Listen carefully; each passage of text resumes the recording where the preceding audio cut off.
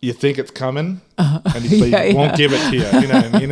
It's pretty clever. That's funny. Yeah. I do think that me and Sylvia are rubbing off on you, though, because in the last year, and we're in year 4 of this podcast, but in the last year, you've sworn once in an email that went out on purpose, which was very effective. But no, it was friendly. To the one to Ethel's. That was really good. Oh, yeah, right. It's boring as fuck. So I thought it was so funny. Yeah. And then I need to give that context. The manager said when we put out the email that the Ethel's episode with Glenn Smith was coming out, the manager, Shannon, emailed back, is it good? Does he sound, is it interesting? And then Marshall said it's boring as fuck and it's all lies or something like that. It was really funny. Also in our blurb for our episode with Julia Spiegel, you use the F word. Yeah. We can figure out our lives on our own terms and do whatever the fuck we want. Yeah. I was like, oh, go Marshall. Yeah. And then I've heard you say it in conversation a few times in the last year. And I'm like, we're definitely rubbing off on you. Yeah. So this is recording, Megan, is going to be fucking great. Good. Have we gotten it all out of the way now? Welcome to BONN Park. Welcome to BONN Park. Welcome to BONN Park. Welcome to BONN Park. Welcome to BONN Park.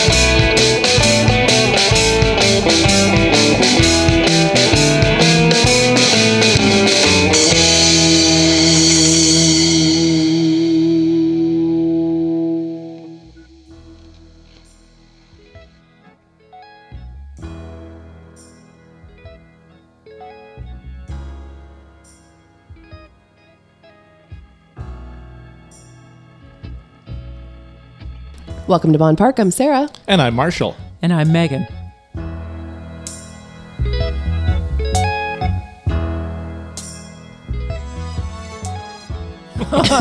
Can't wait.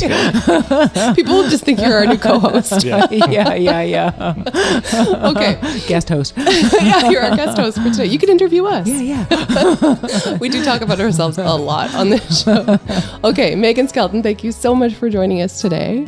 Thanks for having me. I'm very excited because this is one of those times when BONN Park makes a lot of sense, right? You are also our neighbor. Yeah, and we met serendipitously, indubitably, supercalifragilisticexpialidocious, scrumdiddlyumptious.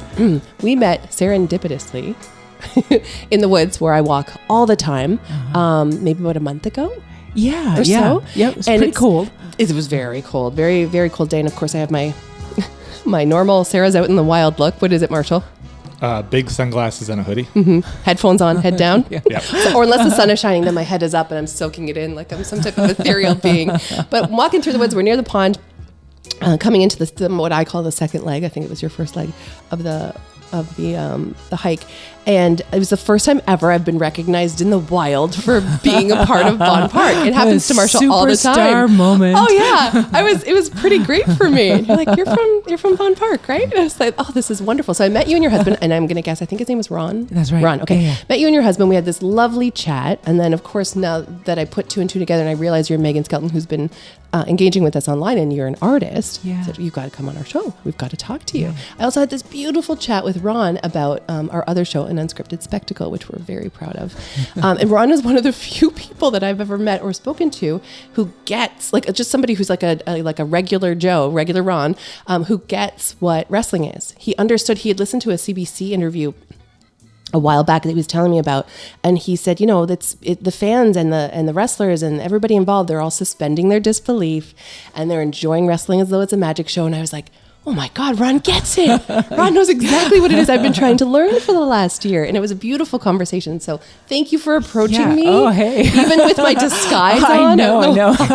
And that's like really out of character for me to say, hey, do I know you? Yeah, right. yeah. I'm too shy to do that usually, but yeah. I'm very grateful that you did. Glad I did. Yeah. Now you're a guest on our show and we get to geek out all about your artwork. Yeah. Yeah. Well, first of all, we're neighbors. That's the most important part. And then when I described who you were to Marshall, he said, oh, I think they walk their dogs down my street. And what were the dogs' names again? They're so cute. Jack and Sophie. Jack and Sophie. Yeah. So good. So cute. So tiny.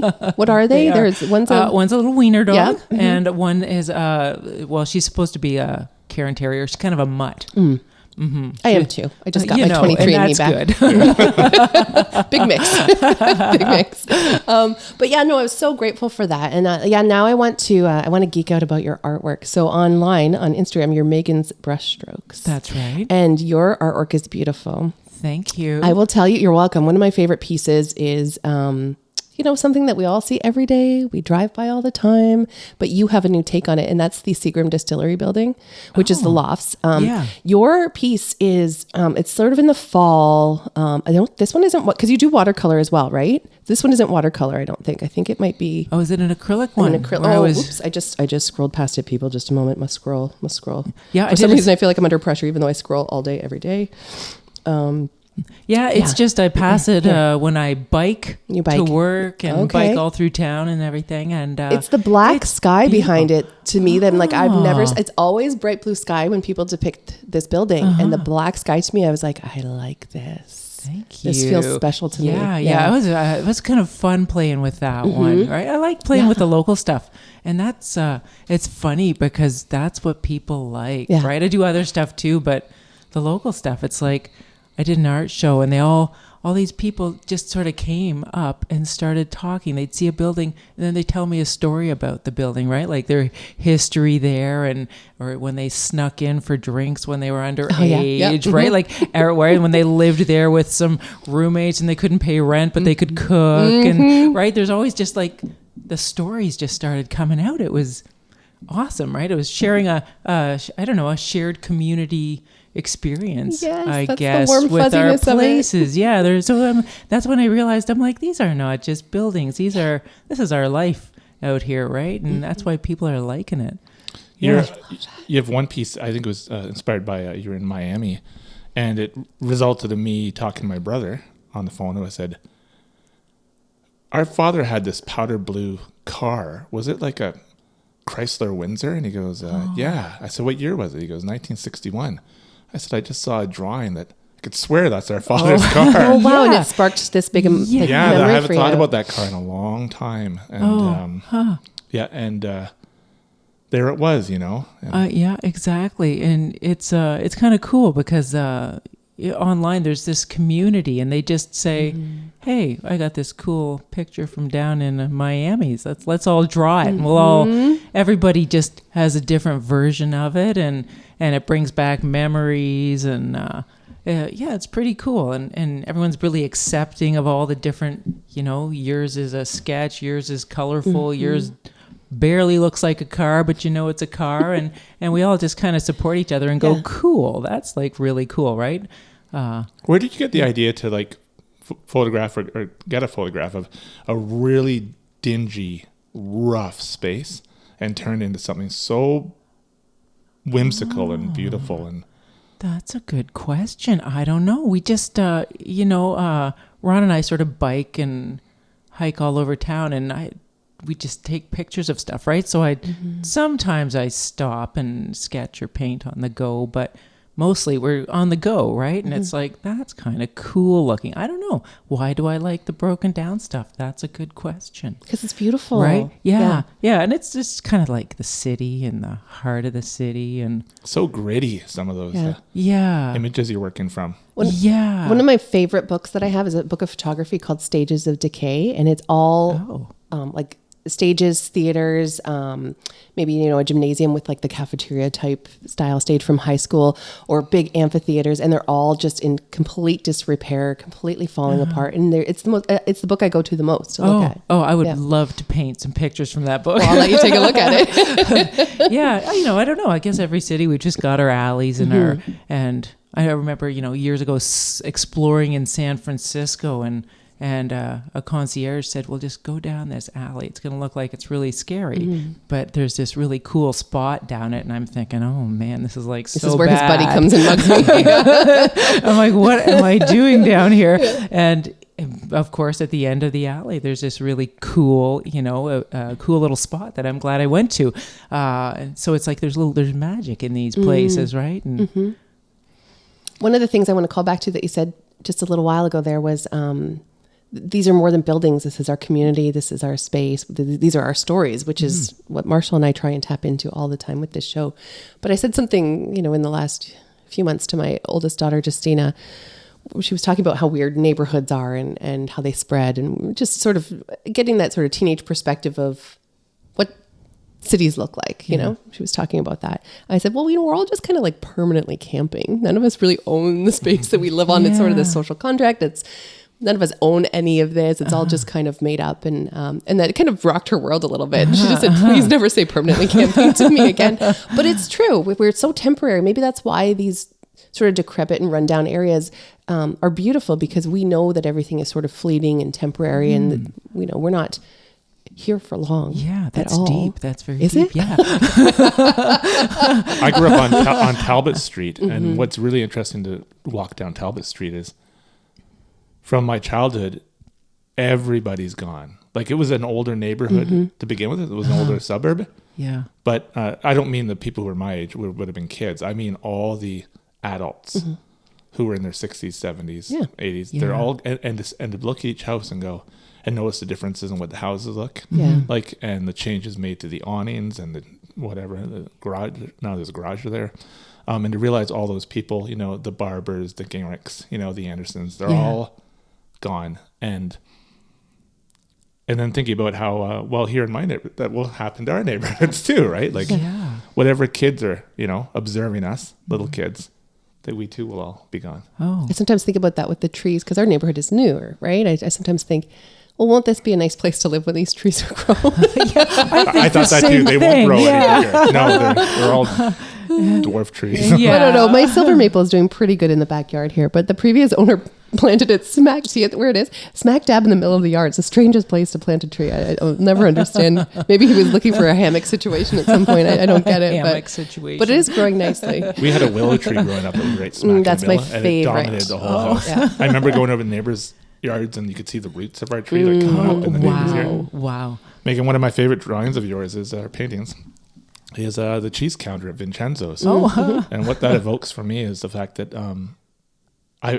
I'm at Vincenzo's once a week for sure. You're a walking advertisement for the Vincenzo's. I can't believe we haven't run into each other. And it's never lost on me that Vincenzo's is a very, very special place in a market. We've had Carmen on the show. Yeah, it has a vibe. Even just the way the customers interact with the store, right? It seems very respectful, you know. Yeah. And hardworking staff, and it's constantly changing. Whatever products are there now may not be there next week. It's lots of changes all the time. Yeah, and, it's very it's lively. It's just like full of, I don't know. It's just fun. It's different every time you go. Tell us about that piece you did of the cheese counter. It really captures that little space, you know, that's right basically in the middle of the store. Well, you know, it's just it's. I couldn't stand there and sketch. There's too many people around, right? Oh, yeah. Always. And I, you know, which is a good thing. It's a good problem to have. But, but I just have spent, I feel like, so much of my life at the different spots in Vincenzo's. I'll probably even go on and do the pastry counter and do different little facets of it. And I remember when I moved here, I didn't even have kids yet. And, I was like, this is where my kids need to work someday. And then, of course, they became teenagers, and they're working there, both of them. Great. And I'm thinking, oh, did I force my will No, you on them? you manifested Right. it. But it was just like, you need to go apply to Vincenzo's Making now. teenagers And it's work is just not a bad thing to no, force. no. Right. And like, what a great place for the kids to work. And I'm like, I kind of wish I was working here too, you know? Like, that seems like it's just a great, it's its own little community in there, right? It's a whole new world. Yeah.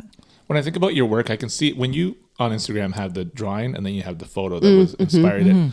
I can see you're making decisions. You're either taking out some clutter. It might be vehicles that are in the picture that you don't want in the art This piece. one, the creaky shed, is a really good example of that. That was one I was going to show. Where there's a lot going on sort of around that, but you've made this choice to sort of isolate what the storefront is, that type of thing. Yeah, is that in Toronto? It's actually in Britain. In Britain? Oh, Yeah, okay. yeah. And then sometimes like you'll use the angular lines or horizontals of like cable or wires, you know what I mean? Yeah, I love the electric wires. You know, Yeah, hydro. They are kind of like, somebody said to me once, maybe you like them because they represent like they're going somewhere and there's something going on there because the electricity is like flowing into that building or that home, and so it gives it a little life, right? It's thought not about just that before. You're blowing my not just mind, a Megan. pile of bricks, but it's like, oh, I like that. Yeah. You know, and when I'm going through, I don't know, when I'm painting them in my mind, they're like I'm like, oh, I'm nailing this. And then I'll look at the picture after and I'll be like, oh, wow, it's like my building's all crooked. But it's That's okay. the It charm keeps of it, though. That's the charm. Yeah. Like, I think when I started, I was using a ruler and a pencil and being very careful. And then Then you found your freedom. Somebody, one of the other artists online broke his hand. And so he was painting with his non-dominant hand. And so a bunch of us said, well, let's all pitch in and we'll do the same thing my gosh, too. that's fantastic. And so I tried it and all of a sudden my style loosened up when I used my wrong hand, right? And I'm like, oh, I kind of like that actually. That's kind of cool. And I put the ruler away and put the pencil away and just kind of dove in to see where experiment, I guess. That's beautiful. I Yeah. love that you shared Yeah. that, because there was a conscious decision to make that change. Yeah. I love And that. it was like, oh, maybe I don't need to be so rigid with my hobby. I hear you. I need some of that advice myself sometime. Right, Marshall? Yep. Marshall's just like, yep. So I noticed that one of our past guests, another local wonderful artist who has a similar style, but not really, and I'll get there, is Della von Dockenberg, who has Random Sketches of My Life. Oh, was she on here? And she was on our show. I'm meeting yeah. her this afternoon. Oh, that's to wonderful. sketch together. Oh my Yeah, gosh. I know. Wow. Weird. Please say hi to her I for will, us. for sure. Yeah, we absolutely love her work. And when I first saw some of your work, I thought, oh, this is very similar to this style. But you actually deviate from your style often. You're not just married to well, I know you're married to Ron. Oh. But you're not just stuck in this one lane of what your style is. You do work with different mediums. Your line work is sometimes different. There is a freedom in that, like you were just explaining, where not every single sketch is, or it's not sketch, sorry, not every single piece is just sort of this one product that you're pumping out. You're definitely exploring different looks. And I can see that in the work, right, Marshall? Yeah, for sure. It keeps it fun. Yeah. Right. I guess. I don't know. I don't know if I'm doing that on purpose or not really, but I'm just, I don't know. There's just a need to keep trying different things, you know, or other people will encourage me to try things, and I'll think like, oh, geez, what am I doing? Like, I don't know how to do a car in Miami, and next thing you know, I'm trying to draw a car in Miami, right? And it's like, oh, that's kind of fun. Sparked this emotional conversation between Marshall and his brother. Yeah, exactly. That touches my heart, right? Like, yeah, I like it when Sarah and I have interviewed a lot of artists, and I think some of the best conversations that we've had is those artists who find joy and beauty in things that most people, just an example I remember talking about, like a piece of, I don't know, rubber foam or something that's seems so mundane. Coolin. Yeah, just, you know, you're walking through some area that's kind of industrial, and there's a big puddle, and this thing's sitting there, and it's, to most people, it's just garbage. You know what I mean? But then she beautifully captures it in some way that it's strange and mysterious, and you want to know what it is. Draws you in a little, and and I find that's kind of art at its most pure, right? And that's basically a big part of what you do is you're looking around and you're seeing things, and you're in this space that you inhabit. You're a resident here, and you and then you take it home, and then you create something powerful and beautiful out of it. Well, thank you. Yeah, it's just sort of unexpected, I suppose, or unexpected beauty in dingy places. Now, I know when I first started, I haven't been painting for too many years. I started in around 2017. I took a little 3-week. I took a 4-week course uptown, and I skipped the last week because I'm really bad at committing to things. Who was the course with? It was run at State of the Art. Okay. Yeah, they were just running a beginner's watercolor. Okay. And I was going to be going away and to Iceland, and so I thought, all right, I'm going to need to be able to paint some pictures. I want to be able to paint pictures of this trip, and so I was really I wasn't good enough. Of course, when I went a month later, I couldn't draw anything good, but clearly, like I'm sure when you travel, you think, well, this will be inspiring. I'm going to come away with some great stuff. But I love the idea of artists finding things right in their own space, even if it seems relatively mundane to most people. But just it's kind of like when you take that train, the Waterloo train to St. Jacobs that moves really slowly. You see behind all the building, you see behind the plazas and stuff. Yeah. Then you kind of go, oh, that's what that looks like, right? But I could imagine you making paintings out of it. And you know what? That's probably part of the reason is because I'm always I see the city from bike lanes and trails and stuff. Right. So I do see it from a different spot than most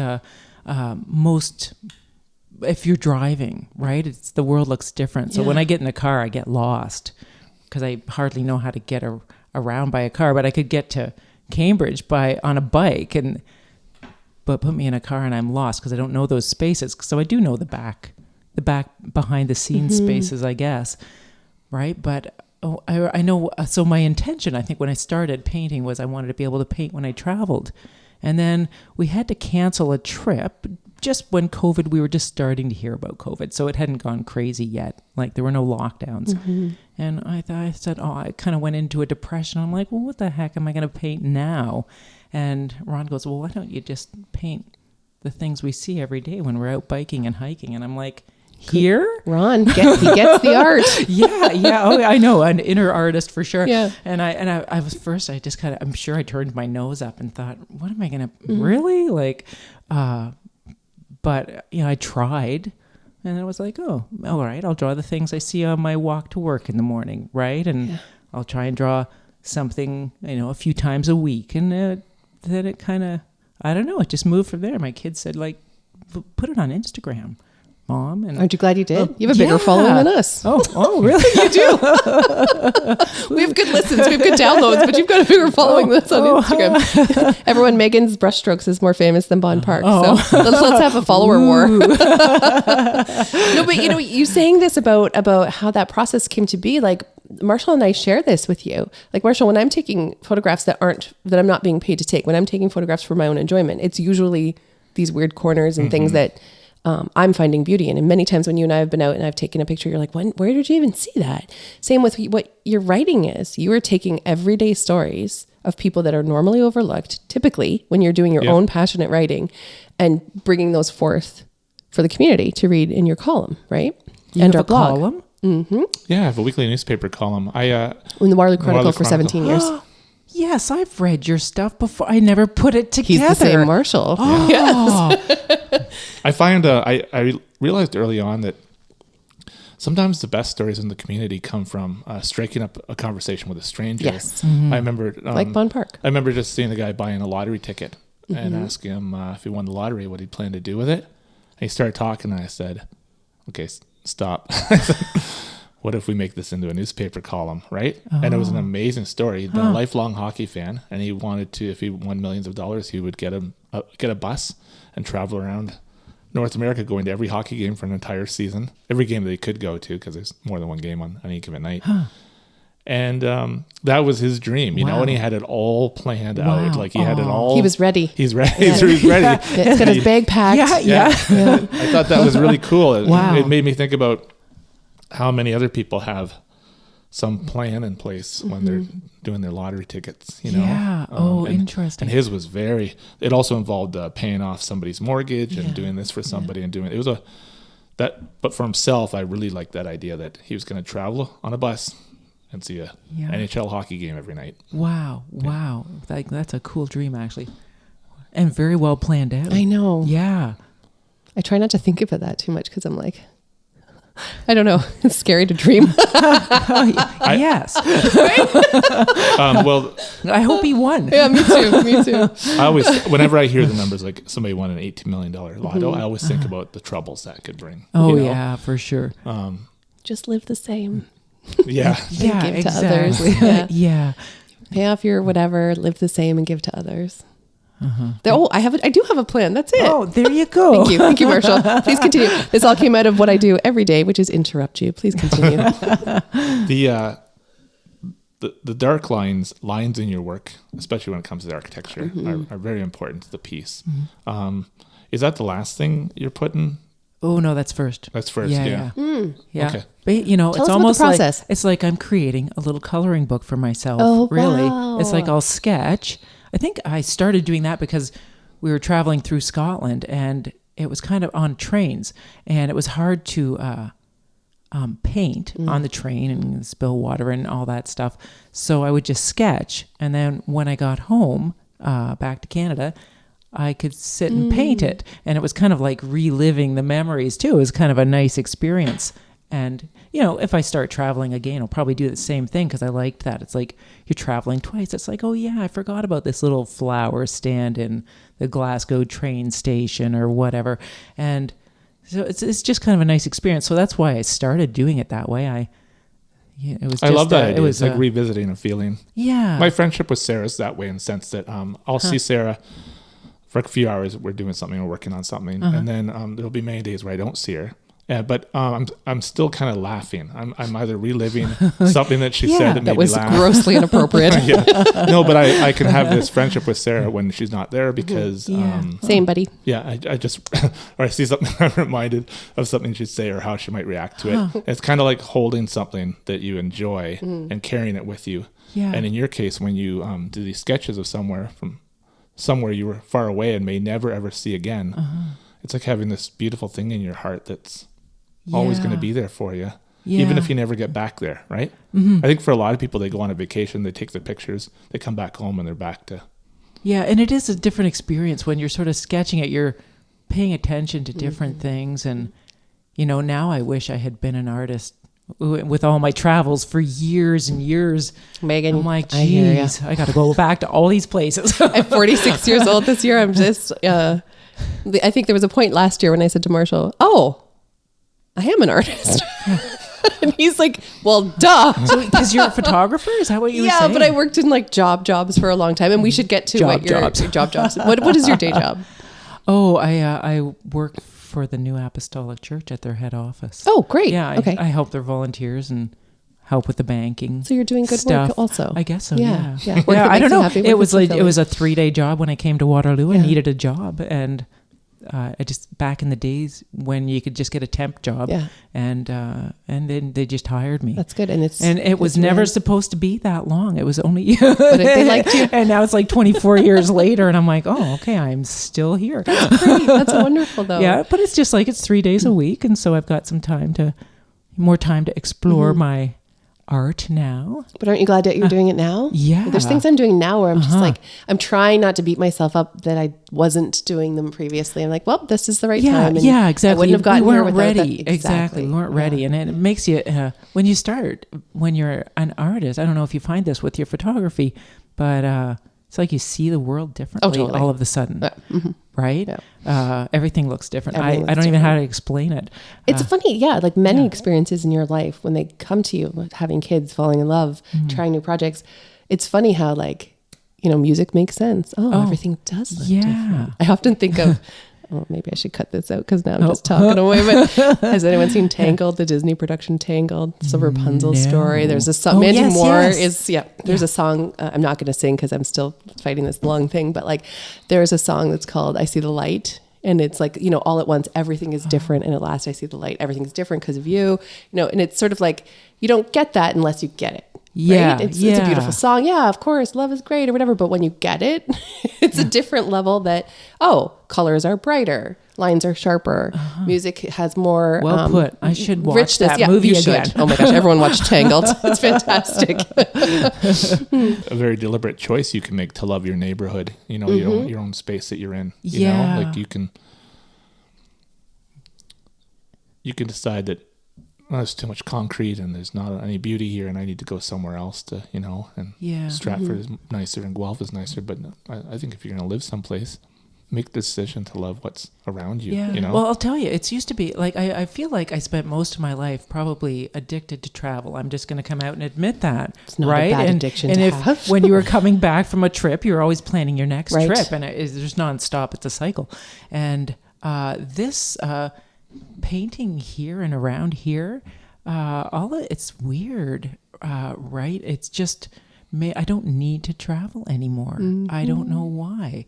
I'm just sort of content. How weird is that? I don't know. I've seen enough of the world, and just because something's different doesn't mean it's better. It's different. This is great here, right? And there's so many opportunities. And when we explore on bikes, mostly, like, we just try not to. We want to be fit, and we try not to have a huge carbon footprint, right? So if we can bike or walk somewhere, we will instead of driving, and it makes us takes us to unexpected places. And then now that this Instagram community has grown and my local community has grown, which is really exciting, or the local art community, I guess, people will say, oh, you should go see this, right? And maybe paint that. Or someone else will paint Sheave Tower, and I'll go, Sheave Tower, what the heck is that? And then we'll get on our bikes and we'll go find it. So it's taking us to, like, there's so many places we don't even know exist around here, right? And it's like, oh, let's go find that. Get on our bikes and off we go and we'll find it. And it's more beauty in the area, right? And then more stories come out of that. And then you're starting a secondary conversation online with your Instagram community. Yeah. You got a lot of engagement on your on your account. Yeah, I know. I'm a little too chatty on there, I think. No, but, that's okay. You're doing it that's right. okay. You're doing it right. No, it's fantastic. And, you're reaching other people. And then now you've got this community that extends beyond our region. And you're doing art projects and challenges with people all over. Yeah. Right? Yeah. I think Della and I, since we're painting today we're going to be out in St. Jacobs. Wonderful. With a few other artists too. And I think if it goes well, we're going to try to sort of pool together and do a challenge and see how many people around the world will paint the silos in St. Jacobs with us, right? Which is, it's kind of cool to watch everybody, people in France and New Zealand and down in South America, all painting something from around here. Like that really, I love that. Then you have to make an Instagram reel of all of them. Yeah, exactly. Flipping through them. Exactly. Constantly marketing everybody else's work but my own. You're also seeing this thing a lot of people don't see. I think about St. Jacobs, the village. Yeah. A lot of people probably go to the village and their eyes kind of stay at this eye level, right? But I find that, let's say my family wants to spend a long time in a certain store, and after 20 minutes, I might be done and I just want to go outside. Sometimes some of the stores are kind of small. Anyways, and I'll just go outside, and then I may spend 20 minutes just standing outside. And I find that when you look up at buildings, there's a whole other fascinating world up there when you just raise your eyes up, and you must find that that's basically what you have to do when you're creating art down there, right? Oh yeah, forever looking for new and interesting. Well, you're checking out different perspectives, and so me being in the painting more has got Ron into photography, because I'm always going, take a picture for me. Wonderful. Would you take a picture of something for me? Yeah. Because he just can set it up better. And then he'll get a few different perspectives, and then we'll say like, oh yeah, right. We didn't notice all these things on top of that building. That's kind of cool.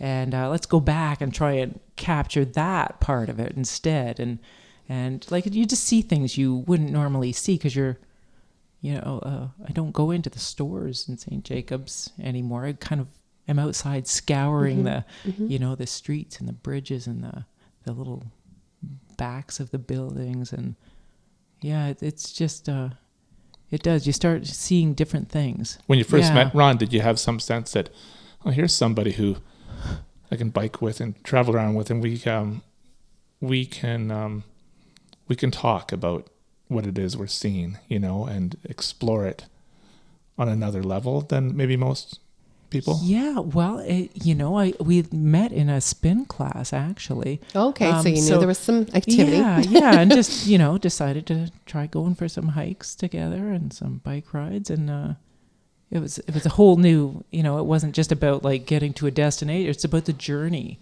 right? For whatever reason, when we're out there, it's and the journey is where the cool things happen, right? And where it's much more interesting than just we biked to X today, right? And sometimes we don't even get to where we're planning to go, but it doesn't matter because it just means that something else cool came up along the trails or let's go down, explore here. And I'm not a natural explorer, so he's much better at kind of saying, oh, let's try going down that way.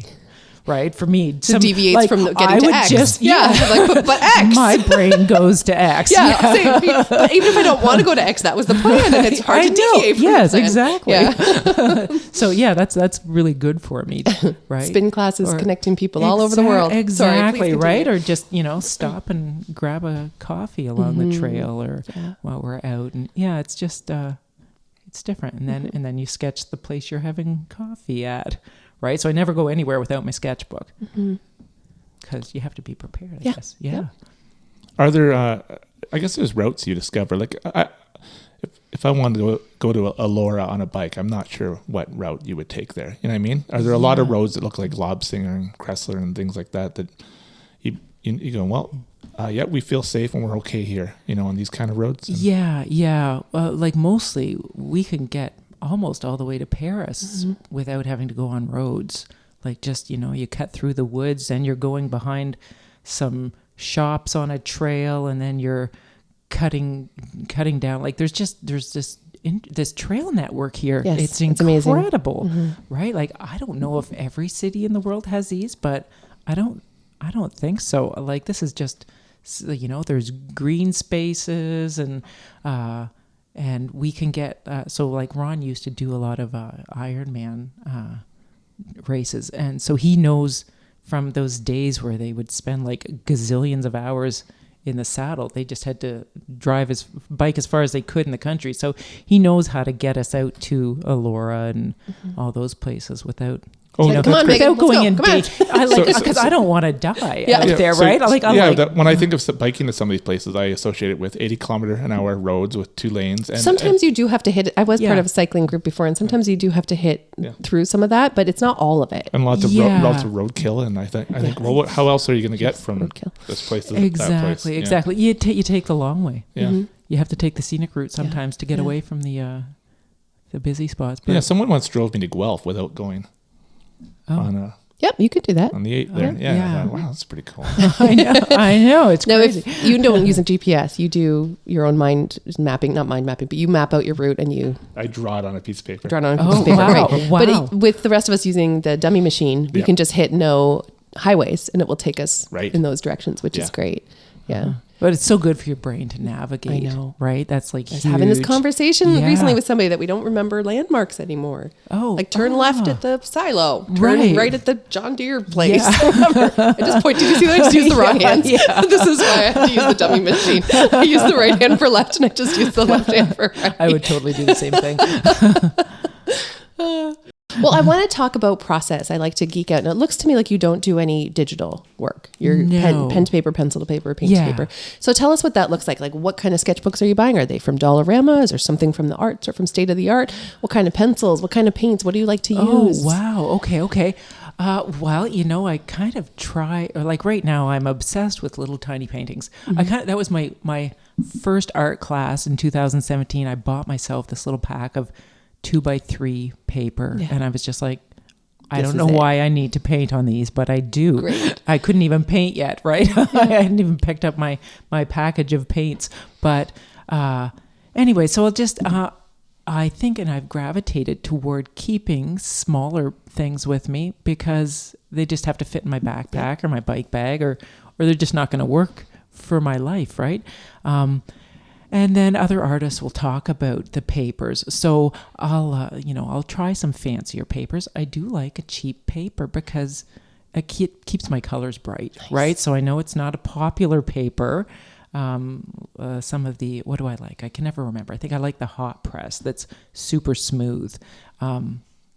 Because I don't know, I think the fancier papers sometimes suck a little bit of the vibrancy out of my stuff, and I like it to be vibrant. Yeah. I don't even know why. Maybe because all of my walls in the house are the walls in our house are beige. I don't know. And so this is my attempt to get more color into my life, or it's just cheerful, right? It's just fun, and it doesn't matter if that's the color that the place was or not, right? When I right. So first I'll sketch it out. And then I'll try to put the reference photo just away. And then I'm just painting. Okay. Right? Like, I mean, I just did Paris this week, and I know it's not all different colors. I know it's, very neutral colored in Paris, but for some reason, mine just needed to be bright. Right? And that's fine, because it doesn't matter. It's my painting. Yeah. I can, if I want it to be bright, it just go with what feels good. Right? So I'll sketch it out, and then I'll paint it. I'll just stand, and it's nice because I don't have to go to my studio or anything when it's a small painting. So it's still very social, right? So I can just have it on the kitchen counter, and I'm painting away, and Ron's doing his thing. We can keep chatting, and then I can be baking cookies while the paint's drying, and right. So it's not like I have to go close myself away and focus and concentrate. So it's just very, I can even be painting when my kids are over and hanging out. And I'm like, well, I'm just going to paint while we're chatting, and I'm, baking you cookies or whatever. It's almost always in the kitchen. Yeah. That's so interesting because I just heard an artist talking about how most artists and musicians and writers and creative thinkers, they seek out solitude and they seek out privacy to be at their most productive. And yet you're able to create your art amidst all sorts of, I guess, chaos. Stimuli. Stimuli. Better way to put it than chaos. I love both. Yeah. There has to be some environmental inspiration that comes from that, because you're getting pulled away from the project and doing other things, and you're not just sitting there laser focused on it, right? So I'm sure your kids in Run are commenting, or I like that, or this color looks neat, and then you're distracted and you come back. And sometimes artists intentionally walk away from their work. I even do that with our show and with the films that we make. I have to walk away and come back to it so I can have fresh eyes. But you're sort of naturally and organically being pulled away, so it's actually part of the process. It's very cool. No, it's a nice way. It's nice. I think, like, I really think that those studios people have in their backyard, I'm like, oh man, that is so awesome. But it's like, well, okay, so Ron, if we got a studio, then you'd have to come out there and hang out with me, because I'm not going to go sit somewhere by myself. Right. So I like that it just kind of works with life, right? It doesn't really interfere. It enhances, I guess, right? Just makes it more fun. And you leave it sitting on the counter while it's drying, and somebody goes by and goes, hey, that's looking pretty good. Like, right, I like that. Or, so I don't know. It's interactive. Everybody's, it's not just sort of me.